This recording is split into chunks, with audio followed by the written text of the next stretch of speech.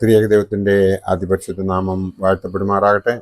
കർത്താവിൽ പ്രിയ വിശ്വാസികളുടെ സമൂഹമേ, നിങ്ങളെ ഏവരെയും കർത്താവായ യേശു ക്രിസ്തുവിന്റെ നാമത്തിൽ വളരെ സ്നേഹത്തോടെ വിനയത്തോടെ പ്രഭാതവചനത്തിലേക്ക് സ്വാഗതം ചെയ്യുന്നു. ഇന്നത്തെ ദിവസം ഈ വർഷത്തെ 2213 ദിവസമാണ്.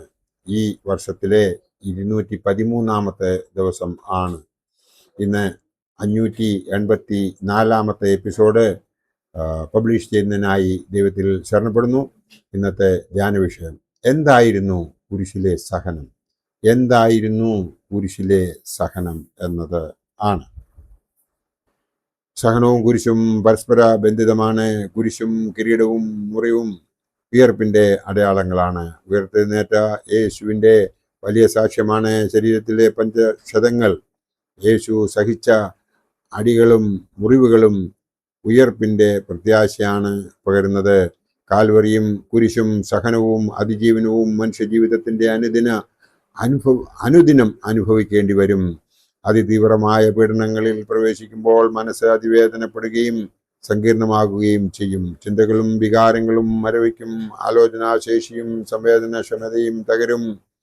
നിർജീവമായ മനോഭാവത്തിൽ വേദനകൾ കടിച്ചമർത്തി സഹനപാതയിൽ സഞ്ചരിക്കേണ്ടി വരും. തീവ്രമായ ഇത്തരം സഹന വഴികളിൽ സഞ്ചരിച്ചവർക്ക് മാത്രമേ കാൽവറി അനുഭവങ്ങളുടെ അർത്ഥവും വ്യാപ്തിയും ഉൾക്കൊള്ളുവാൻ കഴിയുകയുള്ളൂ. നീതിമാനും നിഷ്കളങ്കനും എന്തുകൊണ്ട് വേദനയും തിരസ്കരണവും അപമാനവും സഹിക്കേണ്ടി വരുന്നു എന്ന ചോദ്യം പ്രസക്തമാണ് ഇവിടെ. കാൽവറിയിൽ യേശുവിൻ്റെ പീഡാനുഭവങ്ങൾ സഹനത്തിൻ്റെ വഴി പങ്കിടുന്നു. ക്രൂശിക്കപ്പെടുമ്പോൾ മാത്രമേ സഹനവും അവമാനവും എത്ര ഭീകരമാണെന്ന് അനുഭവിച്ചറിയുവാൻ കഴിയൂ. സഹന ചരിത്രങ്ങളും സഹന വ്യാഖ്യാനങ്ങളും ഭൗതികമായി പ്രചോദിപ്പിക്കുമെങ്കിലും സഹനത്തിൻ്റെ കനൽ വഴികൾ പലരും അതിൽ തളർന്നു വീഴും. എന്നാൽ അതിജീവനത്തിൻ്റെ കരുത്ത് പകരുന്നത് ജീവിതത്തെക്കുറിച്ചുള്ള സ്വപ്നങ്ങളും പ്രത്യാശയുമാണ് എന്ന് നാം കൃത്യമായി മനസ്സിലാക്കേണ്ടതുണ്ട്. യേശുവിൻ്റെ സഹന ചരിത്രം ഒലിവ് മലയിലെ ഗെത്സമൻ തോട്ടം മുതൽ സ്വർഗാരോഹണം വരെ സുവിശേഷകർ രേഖപ്പെടുത്തിയിട്ടുണ്ട്.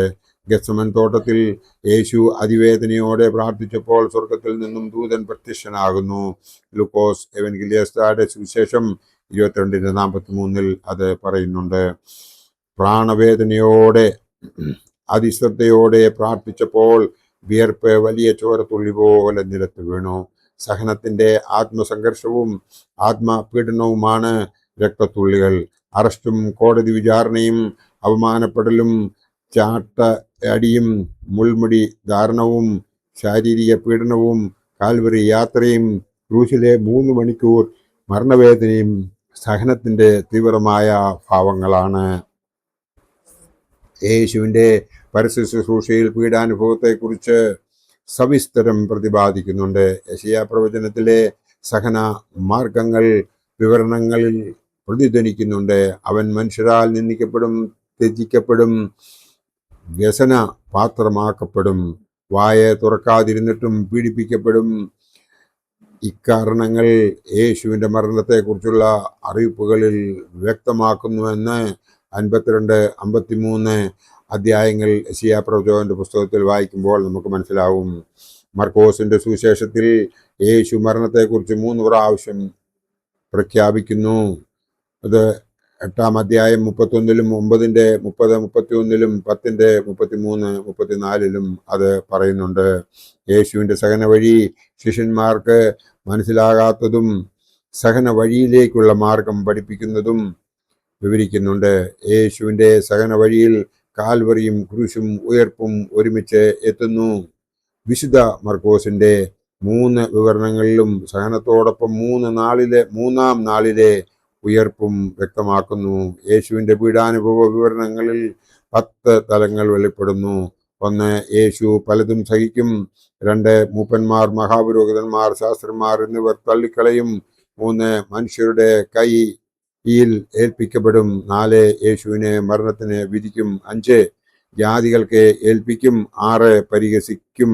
7. യേശുവിനെ തുപ്പും. 8. യേശുവിനെ തല്ലും. 9. യേശുവിനെ കൊല്ലും. 10. മൂന്നാം നാൾ യേശു ഉയർത്തെഴുന്നേൽക്കും എന്നതാണ്. യേശുവിൻ്റെ വിസ്താര സമയത്ത് എത്രയധികം കുറ്റാരോപണങ്ങളാണ് സന്നിധിനും സംഘവും പ്രധാന ആചാര്യന്മാരും യേശുവിൽ ആരോപിച്ചത്. അവൻ ചെയ്ത ദോഷമെന്ത്? അവൻ എന്ത് ദോഷം ചെയ്തു? അവൻ ചെയ്ത ദോഷമെന്ത്? മരണയോഗ്യമായത് ഒന്നും അവനിൽ കാണുന്നില്ല എന്ന് പീലാത്തോസ് ചോദിച്ചതിന് യേശുവിനെ ക്രൂശിക്ക, ക്രൂശിക്ക എന്ന് അവർ ആർത്തു വിളിച്ചു.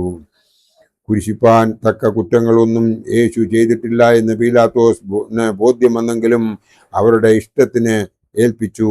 എന്നാൽ നിരവധി ആരോപണങ്ങൾ യേശുവിൽ ചുമത്തിയാണ് വിസ്താരത്തിനായി കൊണ്ടുപോയത്. അനേകർ യേശുവിൻ്റെ നേരെ കള്ളസാക്ഷ്യം പറഞ്ഞിട്ടും സാക്ഷ്യമൊന്നും ഒത്തുവന്നില്ല എന്നും നമുക്ക് ഏവർക്കും അറിയാം.